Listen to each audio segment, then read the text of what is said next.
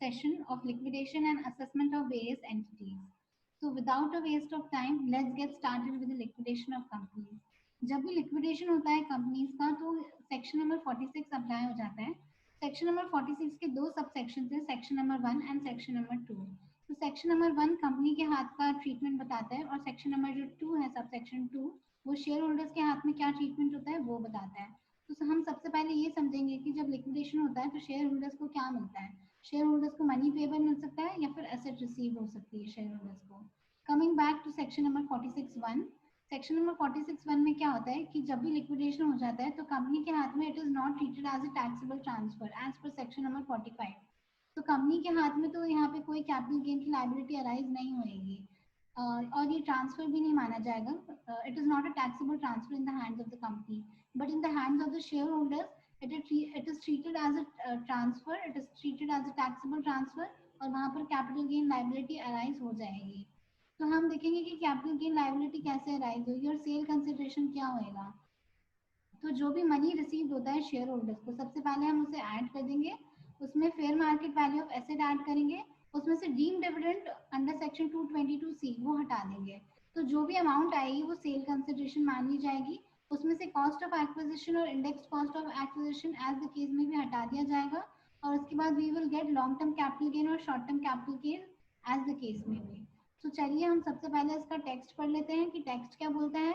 Please open your capital gain chapter, page number 20.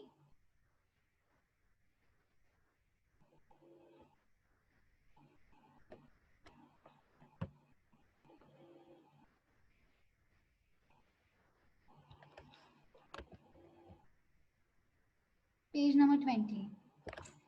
Capital gain on distribution of assets by companies in liquidation. तो सबसे पहले हम section 46(1) की बात करेंगे कि इसमें क्या होता है.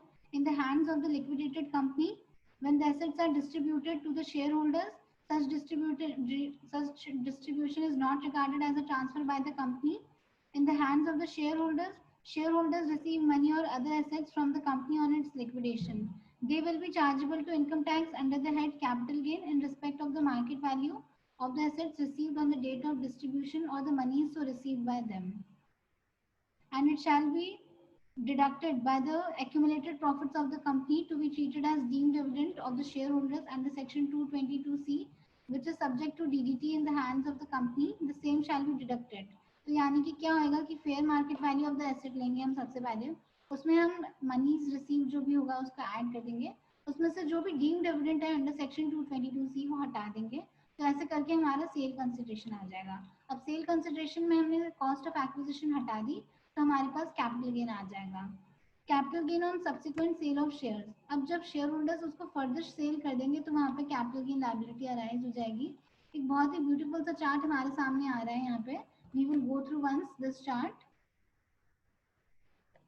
इसमें ये कह रहा है कि 46(1) और 46(2) की बात कर रहा है. 46(1) में distribution is not a transfer, no capital gain tax liability and in the hands of the shareholders under section 46(2), distribution accumulated to accumulated profits of the company, it is deemed dividend under section 222C, it is exempt under section 1034. Money received plus fair market value of assets distributed minus deemed dividend under section 222C. So it is the full value of consideration and it shall be subject to capital gain. तो जो deemed dividend है उस पर तो एक तरीके से वो accumulated profit है और उस पर कंपनी ने 115O के अंदर डीडीटी पे कर दिया है. अब डीडीटी पे कर दिया है तो शेयर होल्डर्स के हाथ में वो 1034 के अंदर एग्जाम्प्ट हो जाएगा. अब इसका हम एक क्वेश्चन करेंगे. Please open question number 5.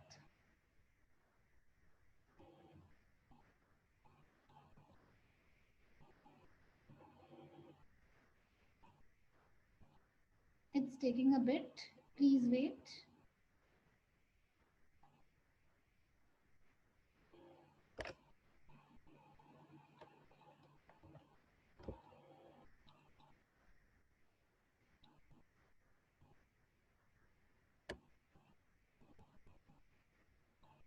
Question number 5 में भी एरीज ट्यूब प्राइवेट लिमिटेड का क्वेश्चन है.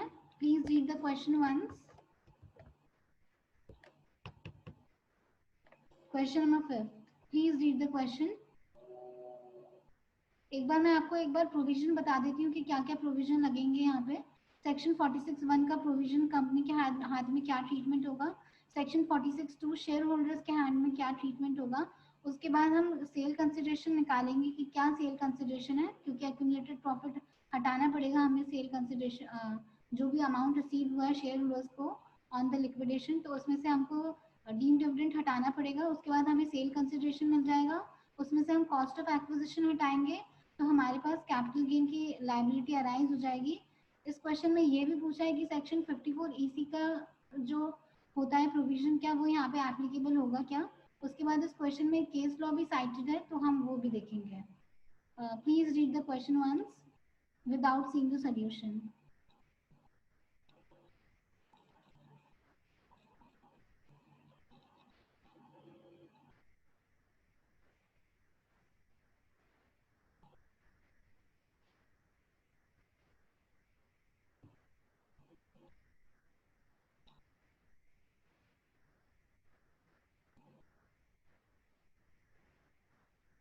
I hope you all have read the question. We are moving further, guys. If you have not read, please read it quickly.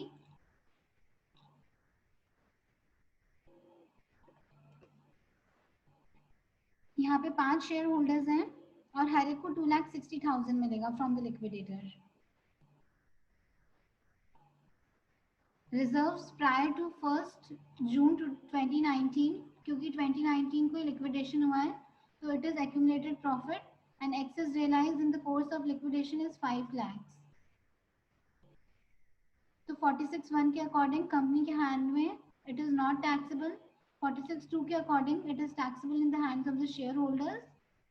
उसके बाद हम यहाँ पे देखेंगे कि 2,60,000 में से जो भी डीम डिविडेंड है जिसपे कंपनी ने ऑलरेडी टैक्स पे कर दिया, दैट इज कि उसके एक्यूमुलेटेड प्रॉफिट्स ही होंगे। अब एक्यूमुलेटेड प्रॉफिट्स हैं 3 लाख के और यहाँ पे शेयर होल्डर्स है 5, तो 3 lakh divided by 5, 60,000। I am not scrolling down, एक बार आप मेरी बात सुन लीजिए। 3 लाख डिवाइडेड बाय 5, 60,000 हो जाएगा यहाँ पे। 2,60,000 माइनस 60,000 इक्वल्स टू 2 लाख आ जाएगा यहाँ पे। अब 2 lakhs minus 2 lakhs minus excess realized in the course of liquidation 5 lakh, sorry अभी तो हमारे पास 2 लाख की अमाउंट आई है। 2 लाख में से हम कॉस्ट ऑफ एक्विजिशन हटा देंगे यहाँ पे। Share capital issued as on 1 April 2013 5 lakh. 5 lakh divided by 5 share holders, हर शेयर होल्डर का शेयर 1 लाख आ रहा है, तो यहाँ पे 1 लाख को हम 2 लाख में से हटा देंगे,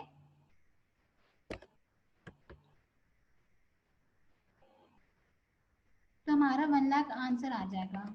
इट इज इस पे इतना कैपिटल गेन हमको 1 लाख पे पे करना पड़ेगा।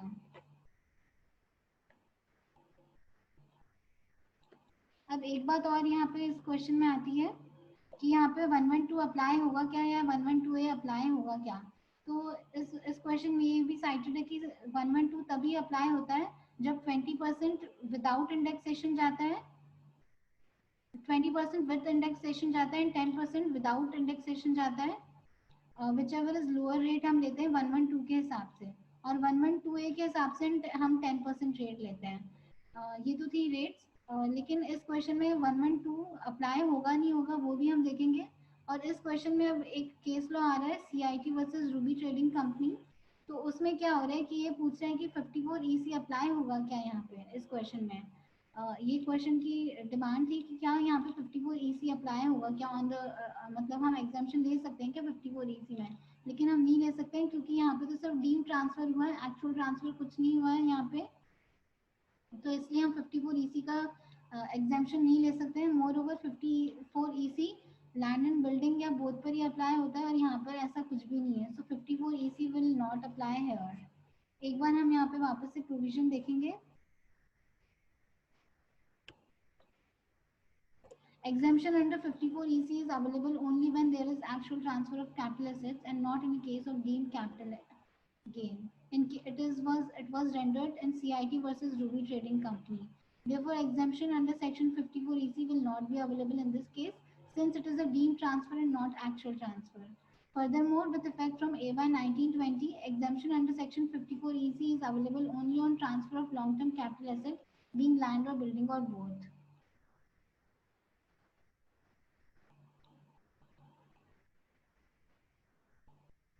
यहाँ पे सेक्शन 112 ए इसलिए अप्लाई नहीं होगा क्योंकि ये लिस्टेड शेयर्स नहीं थे यहाँ पे,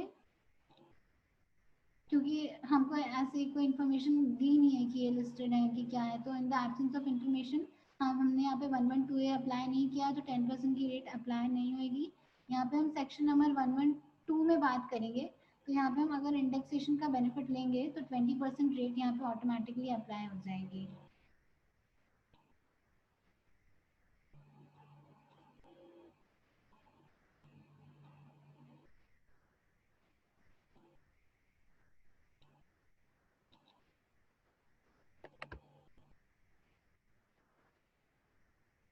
एक बार आप फिर से क्वेश्चन गो थ्रू कर लीजिए। This was the question.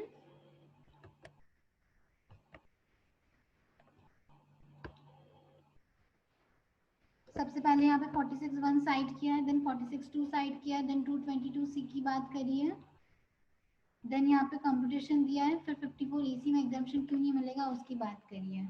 Now we are moving to another chapter, assessment of various entities. खोल लीजिए एक बार,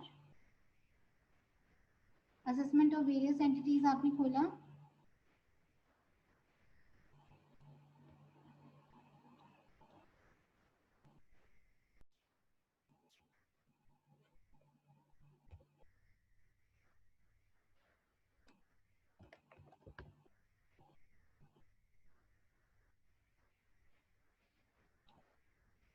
अब हम यहाँ पे बात करेंगे इन्वेस्टमेंट फंड की।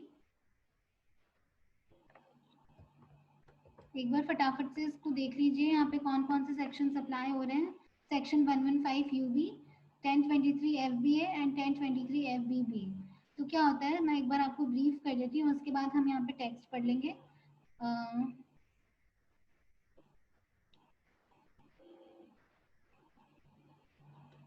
एक बार मैं आपको फटाफट से ब्रीफ कर देती हूँ। क्या होता है यहाँ पे कि जो कंपनी होती है, कंपनी के हाथ में पीजीबीपी वाली पीजीबीपी के सिवा सारी पीजीबीपी की इनकम सब टैक्सेबल होती है और पीजीबीपी के सिवा सारी इनकम एग्जेम्प्ट होती है कंपनी के हाथ में अंडर सेक्शन 1023 एफबीए। और जो शेयर होल्डर्स होते हैं, शेयर होल्डर्स के हाथ में क्या होता है, शेयर होल्डर्स के हाथ में पीजीबीपी के सिवा सारी इनकम उनके हाथ में टैक्सेबल होती है, तो उनके ऊपर टीडीएस के सेक्शंस भी अप्लाई होंगे नेचुरली। तो टीडीएस का प्रोविजन 194 LBB अप्लाई होता है यहाँ पर। तो हमने अभी तक सेक्शन देखा 1023 FCA, कंपनी के हाथ में टीडीएस के provision 194 LBB।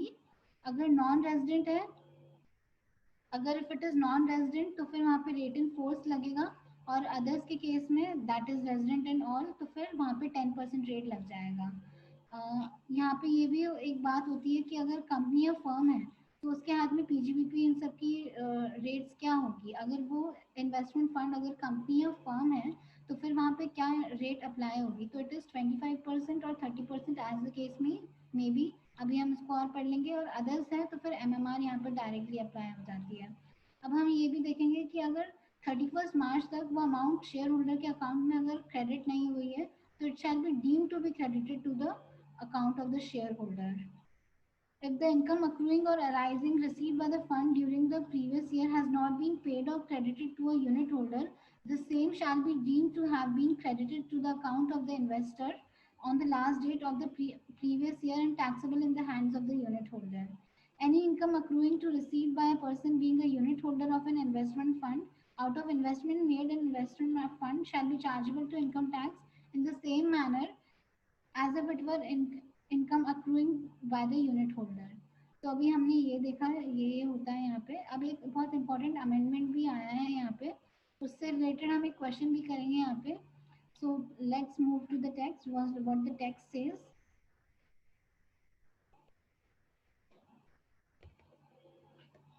Taxability of the unit holder.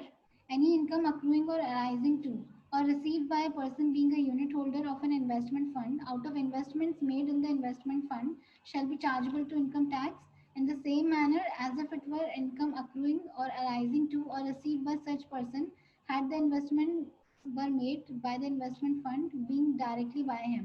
मतलब उसने डायरेक्टली इन्वेस्टमेंट फंड की तरफ से इन्वेस्टमेंट कर दिए हैं, इन्वेस्टमेंट फंड की तरफ इन्वेस्टमेंट फंड की जगह उसने इन्वेस्ट कर दिए, it will be deem like this taxability of the unit holders 115 UB it was section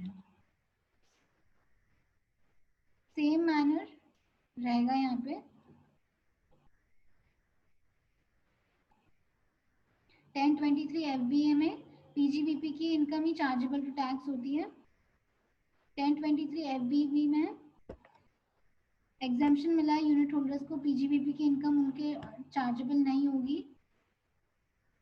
194 LBB में हमने रेट्स देख लिए, नॉन रेजिडेंट या फॉरेन कंपनी हो तो रेट्स इन फोर्स, और रेजिडेंट यूनिट होल्डर हो तो फिर 10% रेट्स लग जाएंगी, और टैक्स हमको तब डिडक्ट करना पड़ेगा at the time of payment और credit whichever is earlier. Pass through status for the current year losses, current year का अगर कोई लॉस है तो हम उसकी बात करेंगे। एक बार आप पॉइंट नंबर 1, 2 और ये नोट गो थ्रू कर लीजिए, point number 1, 2 and this note. We are on page number 77, assessment of various entities.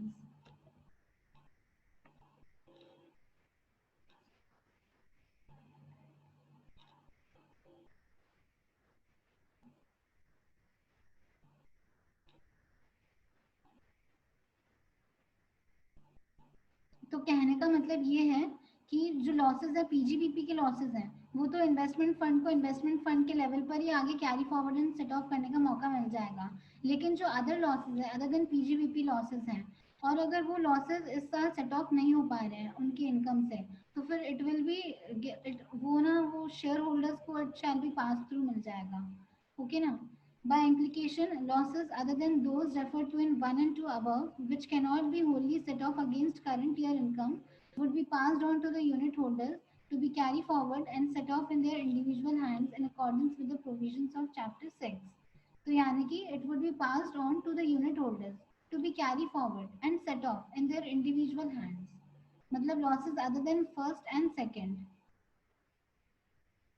which cannot be wholly set off against current year income, यानी कि अगर IFRS में कोई लॉस है और वो पूरी इनकम से सेट ऑफ नहीं हो पा रहा है, IFRS की इनकम से या फिर बिजनेस इनकम इनकम से वो पूरी तरीके से सेट ऑफ नहीं हो पा रहा है, तो फिर वो शेयर होल्डर्स को दे दिया जाएगा और share holders will enjoy the pass through status. Pass through status for losses accumulated as on 31 March 2019।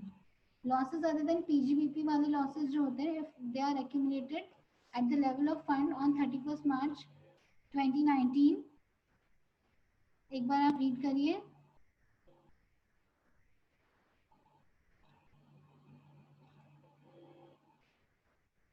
It shall be deemed to be the loss of the unit holder and shall be allowed to pass to the unit holder। तो इसमें जो cut off date है वो 31 March 2019 की है।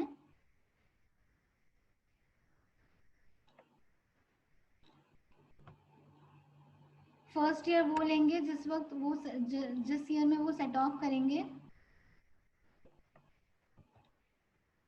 Tax on total income 115 UB. Company या firm है तो 30% या 25% रेट लग जाएगी, अदर देन कंपनी या फर्म है तो एमएमआर लगेगी। यहाँ पे डीडीटी एप्लीकेबल नहीं होता है। अगर कोई भी इन्वेस्टमेंट फंड ने अपने यूनिट होल्डर्स को कोई इनकम पे करी है तो वहाँ पे डीडीटी अप्लाई नहीं होता है। यही गिवन है पॉइंट नंबर 9 में। Deem credit on the last date of the previous year, it shall be deemed to have been credited to the account of the unit holder in the same proportion in which they are entitled to receive।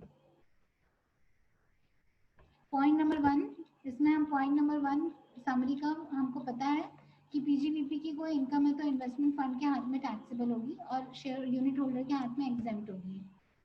Income other than PGBP तो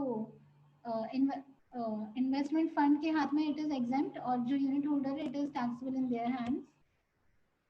Loss under the head PGBP to be carried forward by the fund at fund level and not passed to the investors। Losses other than where such loss has been arise और unit holder ने 12 months के लिए at least hold नहीं कर रखा है तो अभी कोई क्लैरिटी है नहीं और unit holders will not be allowed to set off this income. Losses other than those referred to under third and fourth remaining after set off against current year income not allowed to be carried forward for set off by the investment fund।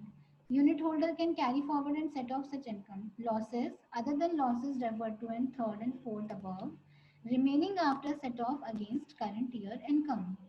अभी current year की income के बाद भी वो बच रहे हैं losses to be set off, तो फिर अब क्या करें? तो unit holder are allowed provided the unit holder has holded that unit for more than 12 months, ये थ्रेशोल्ड रहेगी.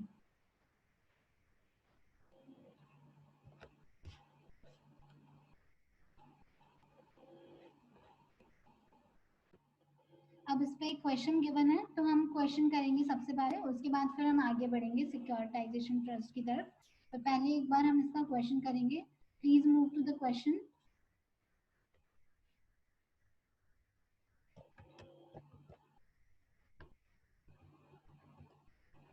Illustration number 8, page number 80 guys. Illustration number 8. इसमें दो असेसमेंट ईयर गिवन है, assessment year 2021 and assessment year 21 and 22. आपको confuse नहीं होना है कि ये क्या हो रहा है. कैरी फॉरवर्ड ऑफ लॉस की बात हो रही है यहाँ पे. जो 2021 से लॉस आ रहा है आईएफओएस के अंदर, आईएफओएस से बिजनेस इनकम का जो लॉस तो नहीं, कैपिटल गेन का जो लॉस आ रहा है इस क्वेश्चन में, वो आगे कैसे set of and carry forward होता है, वो उसकी बात हम इस क्वेश्चन में करेंगे. हम सिर्फ फंड नंबर सी, तो हम सिर्फ यूनिट होल्डर्स की बात करेंगे इस क्वेश्चन में.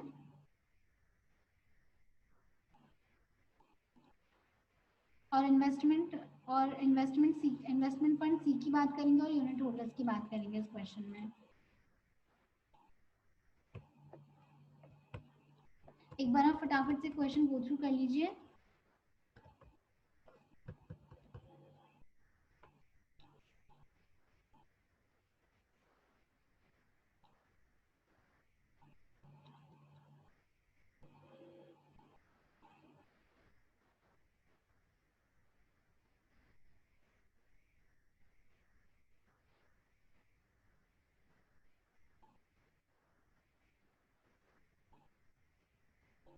आई होप आपने क्वेश्चन गो थ्रू कर लिया होगा. आप इसको प्लीज एक बार सॉल्व कर लीजिए अपने आप से.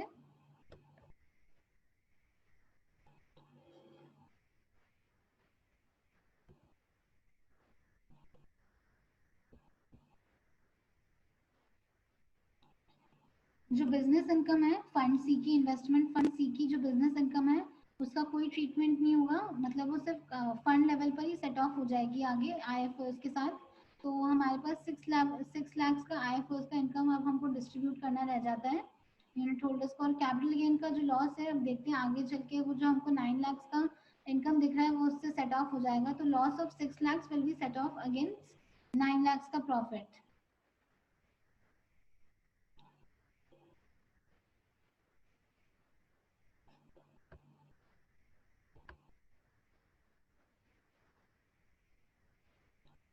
और बिजनेस इनकम हम आईएफओ से सेट ऑफ कर लेंगे. कैपिटल गेन का लॉस यूनिट होल्डर्स को सेट ऑफ करने का मौका मिल जाएगा, क्योंकि इन्वेस्टमेंट फंड को तो सिर्फ पीजीबीपी की इनकम सेट ऑफ कर सकती है, और लॉन्ग टर्म कैपिटल गेन इसलिए सेट ऑफ नहीं कर पा रहे हैं, मतलब कैपिटल गेन इसलिए सेट ऑफ नहीं कर सकता है क्योंकि यहाँ पे और कोई कैपिटल गेन की इनकम होती नहीं, है नहीं यहाँ पे.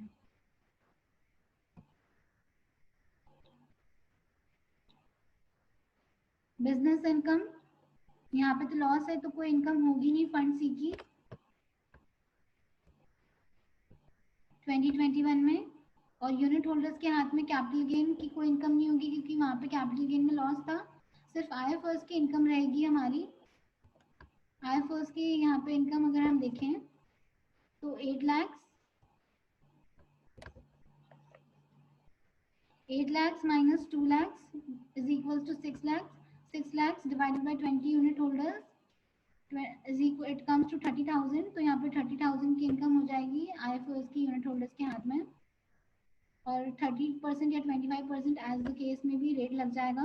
For assessment year 21-22 the brought forward capital loss of 30,000 can be set off against capital gain of 45,000 by the unit holders.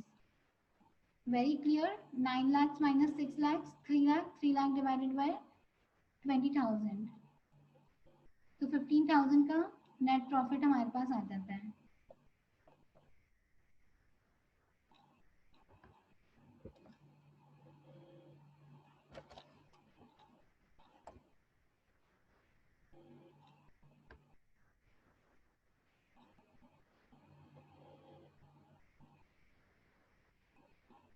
moving on to next topic, securitization trust.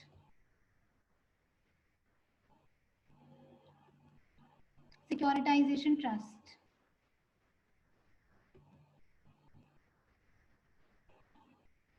Page number 62, securitization trust.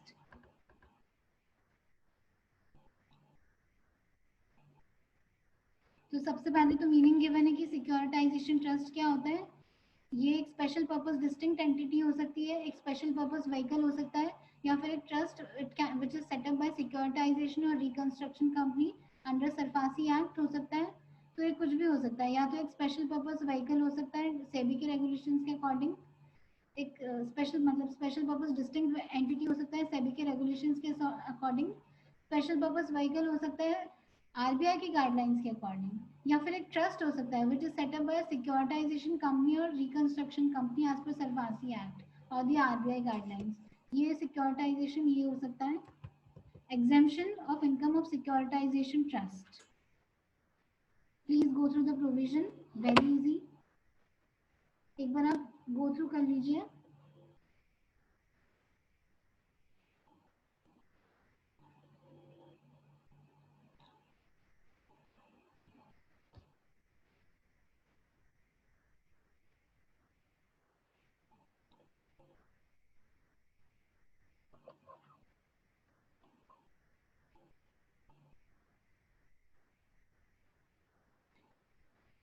All the income of the securitization trust from the activity of securitization, it is exempt under section 1023 DA.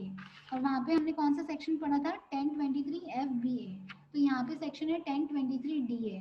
1023 DA. Repeat after me. 1023 DA. Income of securitization trust from the activity of securitization is exempt under section 1023 DA. Taxability of income from securitization trust in the hands of the investor. तो investment के हाथ में वो सारी income जो है वो taxable हो जाएगी in the hands of the investor in the same manner and in the same nature. Nature of income paid और credited by securitisation trust in the nature of in the hands of investor.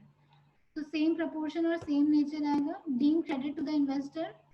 अगर year end पे नहीं credit हुआ है, it shall be deemed to have been credited.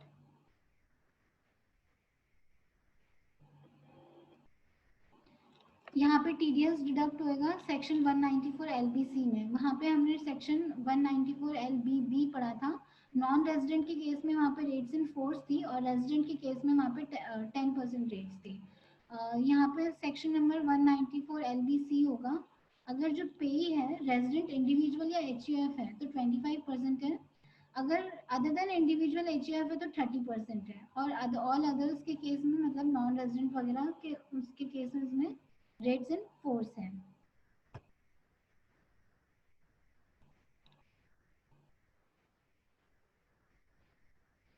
Application for lower nil rate of deduction of tax at source.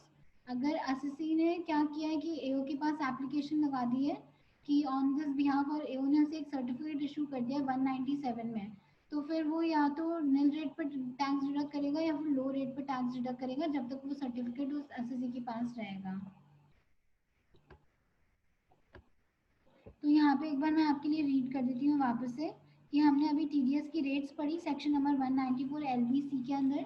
अगर वो resident individual या HUF है तो वहाँ पे फिर रेट रहेंगी 25%. अगर अदर रेजिडेंट पे ही है मतलब अदर देन इंडिविजुअल या एचयूएफ है तो फिर वहाँ पे रेट्स रहेंगी 30%. और जो भी ऑल अदर्स हैं दैट इज नॉन रेजिडेंट तो फिर वहाँ पे रेट्स हैं रेट्स इन फोर्स. और where the income has been taxable in the hands of investor in the year of accrual, then same shall not be taxable in the year in which trust actually paid the income. अगर accrual के year में it is taxable in the hands of the investor, then it will not be taxable उस year में जब trust ने actually income पे कर दी है. Income of securitization trust is exempt from the activity of securitization and all the income is taxable in the hands of investor. Securitization trust का मतलब हमने पढ़ा ही था.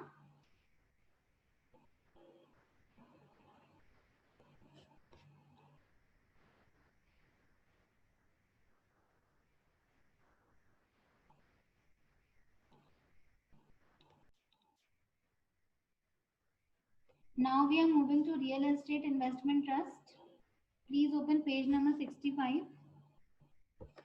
तो रियल एस्टेट इन्वेस्टमेंट ट्रस्ट में क्या होता है कि एक यूनिट होल्डर होता है, एक बिजनेस ट्रस्ट होता है या रियल एस्टेट इन्वेस्टमेंट ट्रस्ट होता है, और एक एसपीवी होता है। ये बहुत बड़ा सा यहाँ पे कुछ गिवन है अपने को, मैं आपको एक बार शॉर्ट में बता देती हूँ।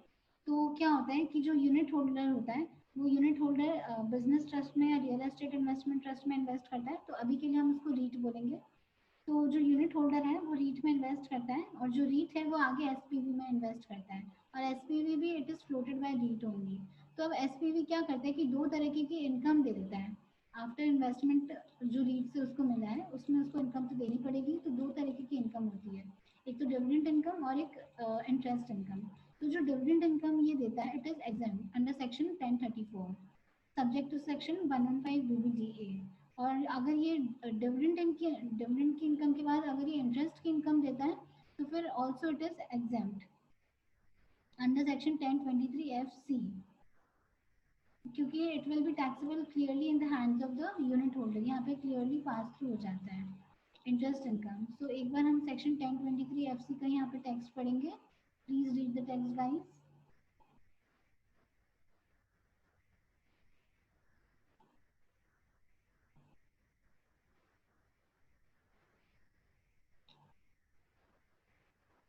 Interest received or receivable from a special purpose vehicle. Thus, the business trust enjoys the pass-through status in respect of the interest received or receivable from the SPV. यानी कि इंटरेस्ट रिसीव्ड जो है वो एक पास थ्रू स्टेटस एंजॉय करता है, और ये इंटरेस्ट वाली इनकम 1023 एफसी में एग्जाम्प्ट होती है। डिविडेंड इनकम भी इसकी एग्जाम्प्ट होती है, 1034 के अंदर एग्जाम्प्ट होती है अगर वो डिविडेंड 115 ओ का होता है तो। Exemption of rental income of REIT from directly owned real estate asset 1023 FCA की बात कर रहे हैं अभी हम यहाँ पे। तो 1023 FCA में क्या होता है कि जो ये REIT होता है वो बहुत सारी प्रॉपर्टीज ओन करता है, और अगर if some of the properties अगर REIT की आर डायरेक्टली ओन और all of the properties of the REIT are directly own by it, तो फिर उसकी जो इनकम होती है from the renting, from letting out, from hiring, तो ये सारी इनकम जो होती है वो एग्जाम्प्ट हो जाती है। I repeat, renting, leasing not hiring, leasing, letting out any real estate asset owned by REIT shall be exempt under section 1023 FCA। उसके बाद हम बात करते हैं कि 115 यूए क्या होता है। तो क्या होता है कि जो रीट है उसकी और भी काफ़ी सारी इनकम्स होती है, जैसे लॉन्ग टर्म कैपिटल गेन हो गया, शॉर्ट टर्म कैपिटल गेन हो गया, और ऑल अदर इनकम हो गई। अगर लॉन्ग टर्म कैपिटल गेन यहाँ पे आ रहा है तो long term capital gain under section 112, so it will be taxable at the rate of 20%. If it is a short term capital gain, then it will be taxable under section 111A at the rate of 15%. Now if it is all other income, तो फिर वहाँ पे MMR लग जाता है, MMR at the rate of 30% plus 37% plus 4%। एक बार हम calculate करेंगे कि क्या रेट आ रही है, 30 plus 37% plus 4%, it comes to 42.744%। तो ऑल अदर इनकम में एमएमआर लग जाता है, एसटीसीजी में 111A लग के 15% लग जाता है वहाँ पे, और एलटीसीजी होता है तो वहाँ पे लॉन्ग टर्म कैपिटल गेन का 20% लग जाता है रेट। तो अभी हमने देखा कि रियल एस्टेट इन्वेस्टमेंट ट्रस्ट की कितनी सारी टाइप की इनकम हो गई। एक तो हमने इंटरेस्ट इनकम देखी, अगर वो एसपीवी से आ रही है तो वो एग्जाम्प्ट है। हमने डिविडेंड इनकम देखी, वो एग्जाम्प्ट है 1034 में 115 बीबीडीए के एक्सेप्शन के साथ। हमने एलटीसीजी की इनकम देखी, हमने एसटीसीजी की इनकम देखी, हमने ऑल अदर इनकम देखी। और अगर वहाँ पे स्पेसिफिकली बिजनेस ट्रस्ट में होकर रियल एस्टेट इन्वेस्टमेंट ट्रस्ट है तो फिर वहाँ पे उसकी rental income from the letting out और लीजिंग और renting of the assets directly own by it, तो फिर उसमें वहाँ पे भी उसकी ये सारी टाइप की इनकम्स आ जाती हैं, तो वहाँ पे भी उसका एग्जाम्पशन है 1023 FCA के अंदर। तो ये सारी अभी हमने बात करी कि इसकी कितनी सारी तरीके की इनकम हो सकती है एक बिजनेस ट्रस्ट या फिर रियल एस्टेट इन्वेस्टमेंट ट्रस्ट की। अब मूविंग फर्दर, ये 115 यूए एमएमआर 115 यूए हमने अभी देखा। नाउ मूविंग फर्दर,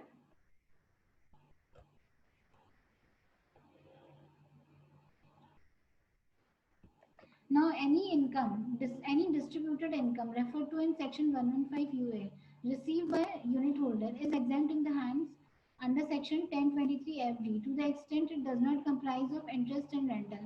हमने इंटरेस्ट के बारे में पढ़ा था कि it enjoys pass through status, और रेंटल के बारे में पढ़ा था कि if it is exempt in the hands of REIT तो फिर डेफिनेटली वो वहाँ पे यूनिट होल्डर्स के हाथ में टैक्सेबल हो जाएगा. तो जो 115 यूए है, as far as it does not comprise these two income, तो फिर it will be taxable, it will be exempt in hands of the unit holder under section 1023 FD.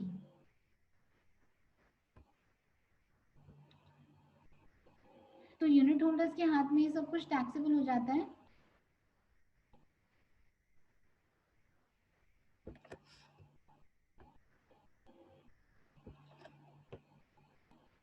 तो अब हम यूनिट होल्डर्स की बात करेंगे. अभी तक हमने स्पेशल पर्पस व्हीकल और बिजनेस ट्रस्ट या real estate investment trust in दोनों की बात करी थी. अब हम यूनिट होल्डर्स की बात करेंगे. तो ये यूनिट होल्डर्स को एक तो ऑल अदर इनकम्स मिल रही हैं, वो अभी हमने पास थ्रू स्टेटस वाली नहीं, 115 यूए वाली इनकम हमने 1023 एफडी में एग्जाम करी दी है. अब हम दूसरी तरीके की इनकम की बात करेंगे. If it is the interest income from SPV, if it is the interest income from SPV जिसपे पास थ्रू स्टेटस आया था, तो उस पर क्या होएगा, क्या सीन आएगा उस पर. तो उस पर सबसे पहले हम ये देखेंगे कि वो income it is firstly it is taxable, secondly when it is taxable तो वहाँ पे टीडीएस भी कटेगा. तो इफ इट इज टैक्सेबल तो फिर वहाँ पे रेट्स आएंगे और टीडीएस यहाँ पे 194 LBA के अंदर आ जाएगा. इन्वेस्टमेंट फंड में हमने देखा था 194 LBC लगता है. एक बार यहाँ पे हम इंटरेस्ट के रेट्स को गो थ्रू करेंगे, मतलब एनी टीडीएस की रेट्स को गो थ्रू करेंगे क्विकली.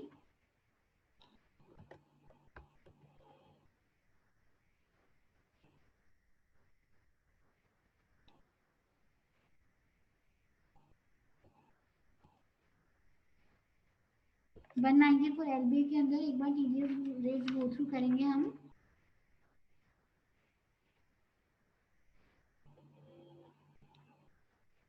टीडीएस इन्वेस्टमेंट फंड में 194 LBB में लगता है और सिक्योरिटाइजेशन ट्रस्ट में 194 LBC में लगता है. और यहाँ पर अगर हम बिजनेस ट्रस्ट की बात करें तो यहाँ पर 194 LBA में लगता है. तो एक बार हम बात करेंगे बिजनेस ट्रस्ट में 194 LBA, इन्वेस्टमेंट फंड 194 LBB और securitisation trust 194 LBC. Securitisation trust में 25% 30% रेट थी और रेट इन फोर्स थी. और फिर हमने वहाँ पे बात करी थी सिक्योरिटाइजेशन ट्रस्ट में 25% 30% या रेट्स इन फोर्स थी. इन्वेस्टमेंट फंड में रेट्स इन फोर्स या फिर 10% रेट्स थी. और अब यहाँ पे हम रेट्स देख रहे हैं क्या रेट्स हैं. तो यहाँ पे भी रेट्स इन फोर्स एंड 10 या फिर 10% यही लगेगी.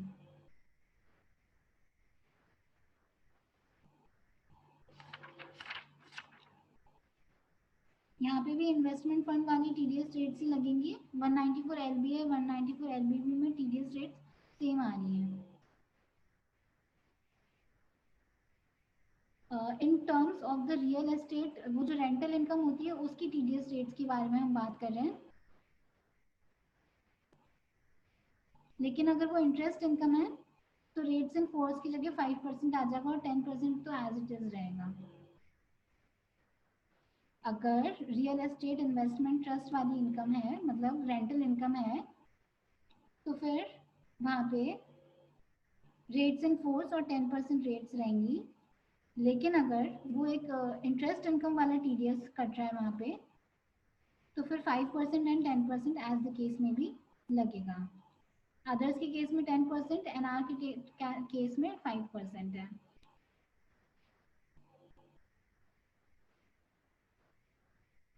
ये तो टीडीएस रेट्स रही. अब हम ये बात करेंगे कि टैक्सेबिलिटी कैसे लगे रहेगी इनके हाथ में. तो अगर रेंटल इनकम है तो taxable at normal rates in the hands of the unit holders. और अगर इंटरेस्ट फ्रॉम एसपीवी है तो it will be taxable NR के केस में तो 5% और अदर्स के केस में normal rate of tax. Others के केस में normal rate of tax just like rental income and NR के केस में 5%. Now we will solve this illustration number 7. इससे हमको और कंसेप्चुअल क्लैरिटी आ जाएगी. तो तो interest limited from beta, interest income from beta limited हम सबसे पहले देख रहे हैं यहाँ पे।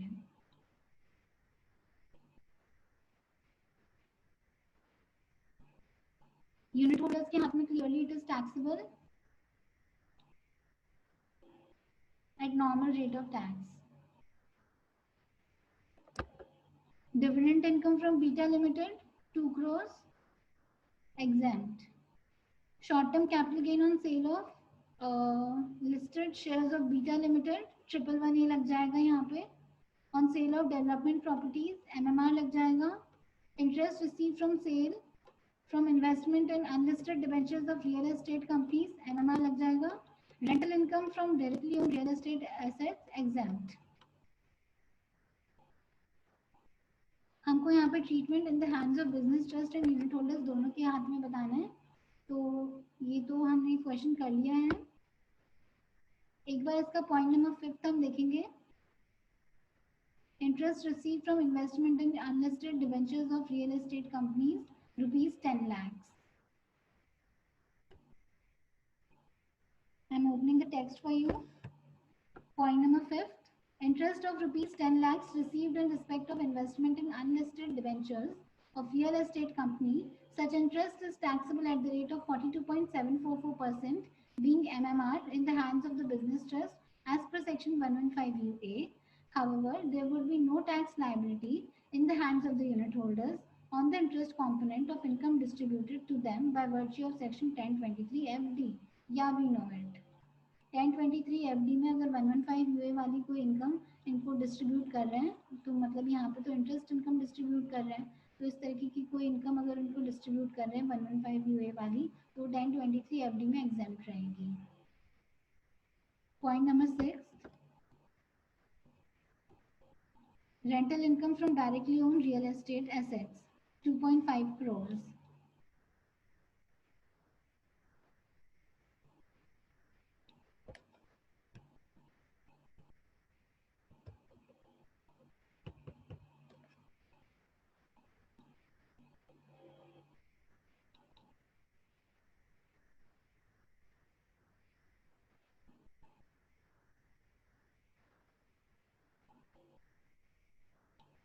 TDS यहाँ पे 10% की रेट के हिसाब से लग जाएगा 194 LBA के अंदर, क्योंकि ये अदर्स के अंदर फॉल कर रहे हैं. रेजिडेंट है क्योंकि ये, इसलिए 194 LBA के अंदर यहाँ पे TDS 10% लग जाएगा. रियल एस्टेट ये 194 I के अंदर इसमें TDS डिडक्ट नहीं होएगा क्योंकि एक रियल एस्टेट इन्वेस्टमेंट ट्रस्ट है. और रीड के हाथ में फ्रॉम रेंटिंग और लीजिंग और लेटिंग out of any real estate asset owned directly by such business trust is exempt. उनके खुद के हाथ में it is exempt under section 1023 FCA.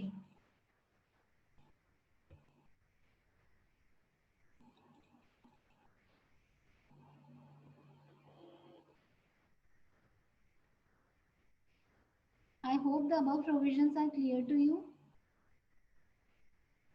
Now we are moving to political party and electoral trust. Please open the text. अब सबसे पहले हम start करें टैक्सेशन ऑफ पॉलिटिकल पार्टी. तो पॉलिटिकल पार्टी के पास किस किस तरीके की इनकम हो सकती है? क्या सैलरी इनकम हो सकती है पॉलिटिकल पार्टी को? नहीं हो सकती है. PGBP की इनकम हो सकती है, हाउस प्रॉपर्टी की इनकम हो सकती है, कैपिटल गेन हो सकता है, IFRS हो सकता है. तो ये 5 तरीके की हेड्स ऑफ इनकम में से सिर्फ 4 तरीके की इनकम पॉलिटिकल पार्टी को हो सकती है.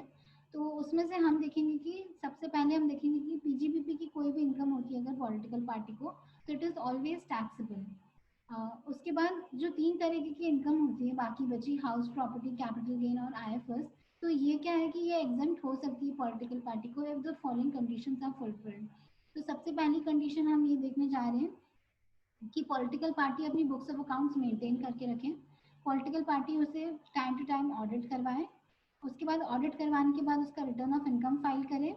रिटर्न ऑफ इनकम फाइल करें तो वो बुक्स ऑफ अकाउंट्स की जो ऑडिट हुई है तो वो बुक्स ऑफ अकाउंट्स में उसको क्या मेंटेन करना पड़ेगा?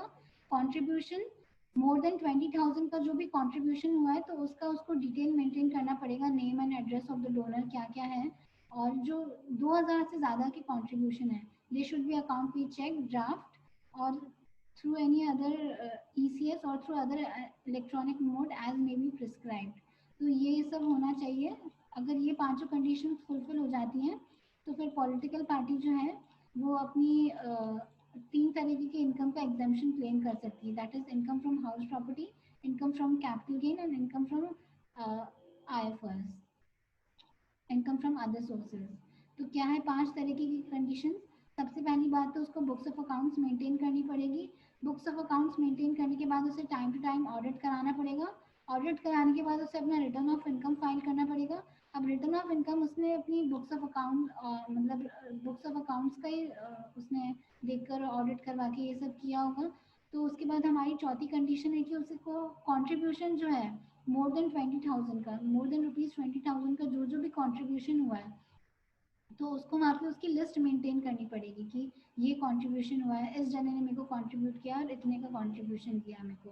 तो name of the donor and address of the donor उसको दोनों मेंटेन करना पड़ेगा।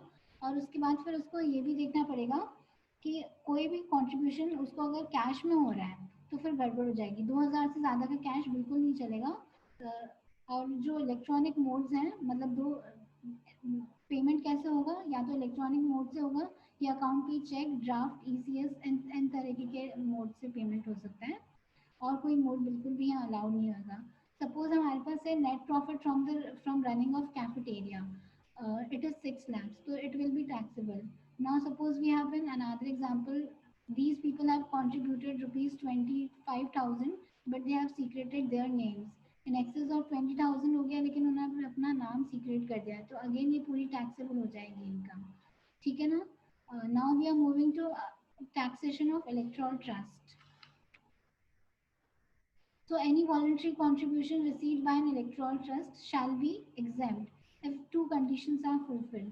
Firstly, at least 95% of the contributions received along with the surplus brought forward from the previous year, if any, is invested, is donated to a political party or and it functions in accordance with the rules framed by central government.